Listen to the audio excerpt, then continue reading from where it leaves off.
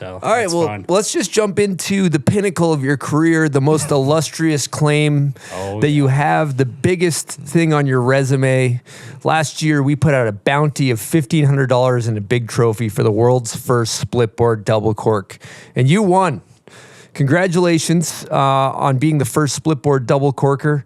How has your life changed since you've done that? Dude, it's kind of a big deal. I have the trophy right next to my bed, so every morning I wake up and I look at it. First thing I see. And it's like, I don't know, I just see it right there on the side of the bed when I roll over. I'm just like, yeah, I did that. Feels good, huh? Feels good now. Yeah. But yeah, it's interesting because that was like the first day of the season last year, and I hadn't rode yet, obviously. And we were like, so many people were hitting me up. They're like, go do this, go do this, go do this. I'm like, dude, there's snow at Baker, but the weather's like shit. So I was just waiting for a break in the weather to be able to go do it. And we went up.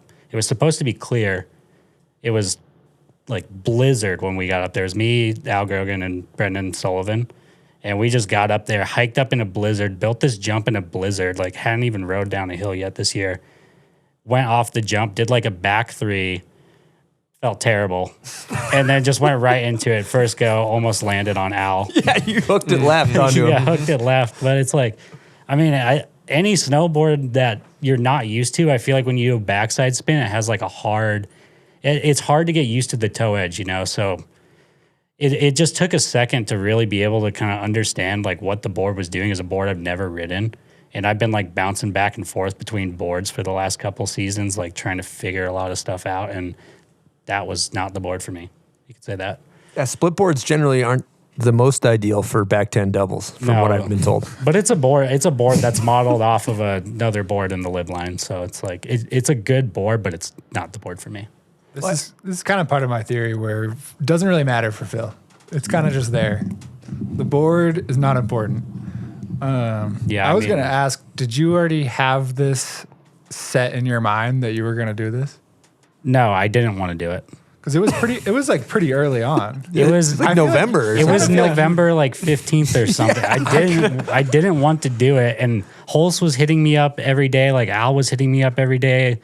I don't so believe many you. people. No, they were. So you were. No, just I don't peer believe you pressured. that you didn't want to do it. It was peer pressure. You can peer pressure Phil into doing anything. Well, this is true, but still, like to do it first day of the year, you kind of wanted to do it a little bit.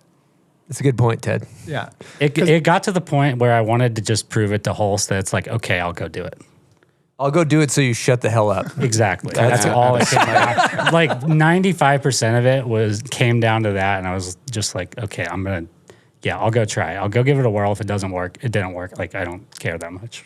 Well, the other thing I think about the split board is it's basically two skis bolted together sketchily by bindings. That's exactly what it is. And when you go off your toe edge for a back 10, can't do them, don't know from personal experience, but I'd imagine that you like really generate a lot of torsional flex off your toe when you zing that thing. Yeah, and it's a lot of torque too, and like that's what I'm saying with like the toe edge of your board. If you're not used to how it's going to react, like that board went straight, and I'm used to having one where you can kind of do the setup turn and get into it, and that one, like that's why I hooked it so left, was because it didn't initiate the toe edge when I went off the lip. It just like dug in, and I just flew.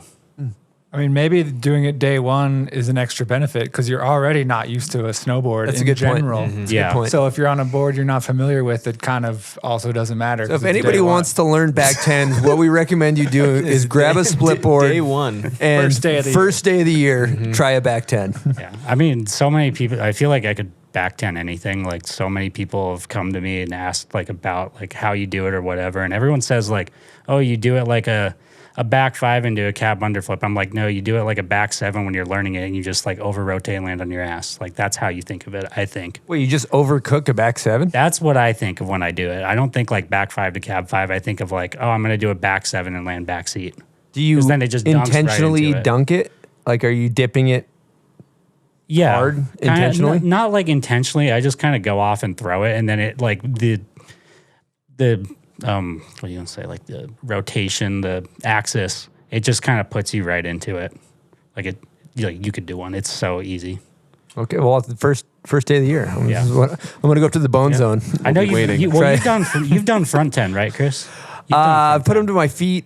Yeah, not landed. Though. Okay, yeah. That one's a lot trickier, but backhand is just like you just throw it and all of a sudden you're like flying through the air and it comes around, you see everything if you do it right and you're like, oh, I'm going right there, I'm landing right there, like boom. Sounds really Hello. easy. What'd you do with the money? The huge cash purse that you won? Savings. Whew, love it.